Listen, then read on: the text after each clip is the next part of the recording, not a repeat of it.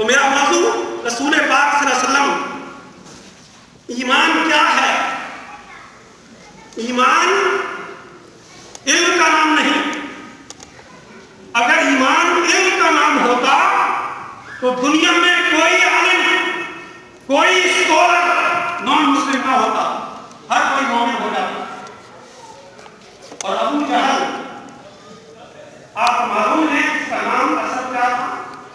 عمر بن بشام، اور اس کا ٹائٹل تھا الحکم، ماسٹر آف انسائکلوپیڈیا.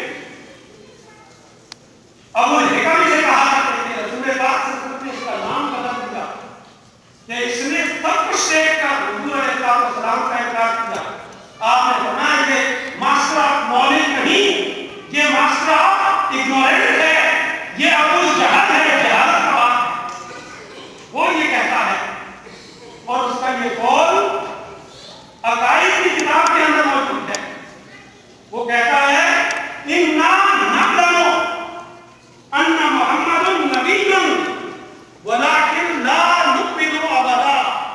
ہم جانتے ہیں کہ محمد صلی اللہ علیہ وسلم اللہ کے نبی ہیں، لیکن ہم ان پر ایمان نہیں لائیں گے. تو دیکھا آپ نے، علم والے مومن نہ ہوئے، ہاں ایمان ہو اور پھر علم آئے تو بندے کو اللہ سے ملا دیتا ہے. جیسے مولانا روم نے کہا، علم را بر تنزنی مارے بلد، علم را بر منزنی یارے بلد. علم اگر تن پر گرے تو اژدہا بنا دیتا ہے، تکبر کا پہاڑ بنا دیتا ہے، میں یہ کر دوں گا، میں وہ کر دوں گا. اور علم اگر من پر گرے تو پھر مولا کی بارگاہ میں جھکا دیتا ہے. سبحان اللہ. اسی لیے قرآن نے کہا انما یخشی اللہ من عبادہ العلماء. اللہ کی خشیت سب سے زیادہ ان کے پاس ہے جو سب سے بڑے عالم ہیں. اور سب سے بڑا عالم وہ ہے جس کے پاس اللہ کی سب سے زیادہ خشیت ہے. عالم کے لیے داڑھی کا ہونا ضروری نہیں ہے، جبہ پہن لینا، ٹوپی پہن لینا، یہ تو ایک پوسچر ہے، یہ تو ایک روپ ہے. اور علامہ نے تو کہا تھا لباس خضر میں ہزاروں رہزن بھی پھرتے ہیں. اگر دنیا میں جینا ہے تو پہچان پیدا کر.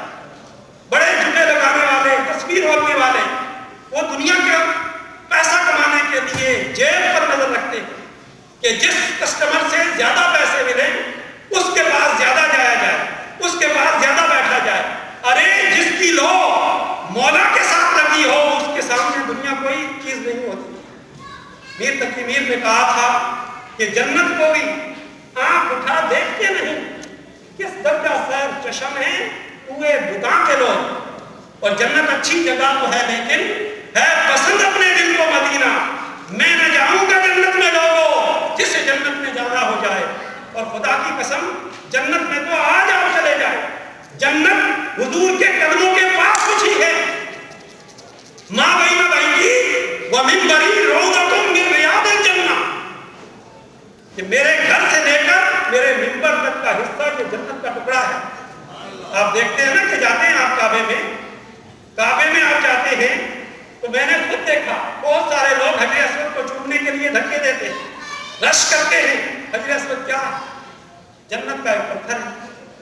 آپ چومنے کے لیے رش کرتے ہیں، مدینہ پاک میں آ جائیں جنت کا ٹکڑا آپ کے قدموں کو چومتا ہے. کتنی عظمت کی بات ہے، لوگ سمجھے ہی نہیں.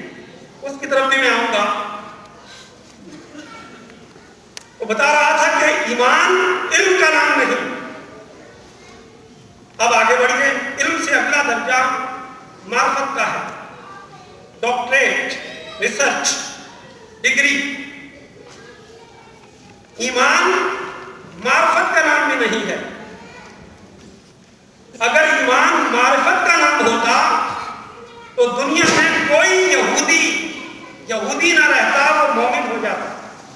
قرآن مجید نے ان کے بارے میں کہا، سورہ بقرہ کی آیت نمبر 146، الذین آتیناہم الکتاب یعرفونہ کما یعرفون ابناءہم، کہ جن لوگوں کو ہم نے کتاب دی وہ رسول پاک صلی اللہ علیہ وسلم کو ایسے پہچانتے ہیں جیسے اپنی اولاد کو پہچانتے ہیں.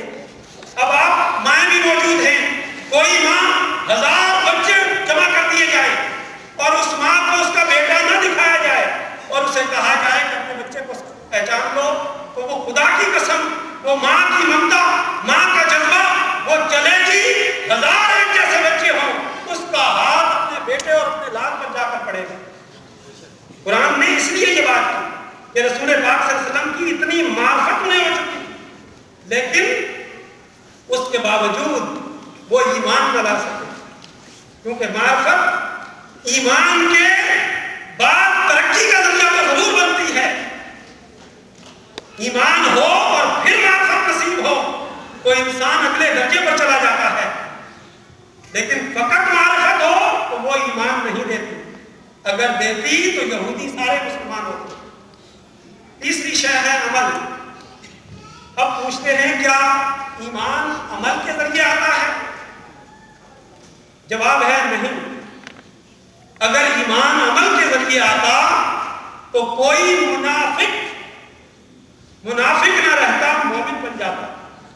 قرآن مجید نے سورہ بقرہ میں کہا وَمِنَ النَّاسِ، لوگوں میں سے کچھ ایسے بھی ہیں مَن يَقُولُ آمَنَّا بِاللَّهِ وَبِالْيَوْمِ الْآخِرِ وَمَا هُمْ بِمُؤْمِنِينَ۔ ہم کیا کہتے ہیں؟ اللہ پر ایمان لائے، یہی پڑھتے ہیں نا، لا الہ محمد۔ بتائیے یہ کلمہ ہم بھی پڑھ رہے ہیں، یہی کلمہ منافق بھی پڑھتے تھے، ان کا کلمہ کوئی مختلف نہیں تھا، یہی کلمہ تھا، لیکن قرآن کہتا ہے جو یہ دعویٰ کرتے ہیں کہ ہم اللہ پر اور آخرت کے دن پر ایمان لے آئے، وما ہم بمؤمنین، وہ مومن نہیں ہے۔ اور سورہ منافقون میں کہا اذا جاءک منافقون، اے حبیب مکرم آپ کے پاس منافق آتے ہیں، قالوا نشہد انک رسول اللہ، اور وہ قسمیں کھا کے کہتے ہیں کہ ہم گواہی دیتے ہیں کہ آپ اللہ کے رسول ہیں، واللہ یعلم انک رسول اللہ، اللہ بھی جانتا ہے کہ آپ اللہ کے رسول ہیں۔ اب اللہ کا پیغام سنو، واللہ یشہد ان المنافقین لکاذبون، انہوں نے تو گواہی دی تھی محبوب کہ آپ اللہ کے رسول ہیں، there is no doubt، اس میں کوئی شک نہیں کہ آپ اللہ کے رسول ہیں، لیکن اب اللہ کی گواہی یہ ہے، اللہ گواہی دیتا ہے کہ یہ منافق نرے جھوٹ بولتے ہیں۔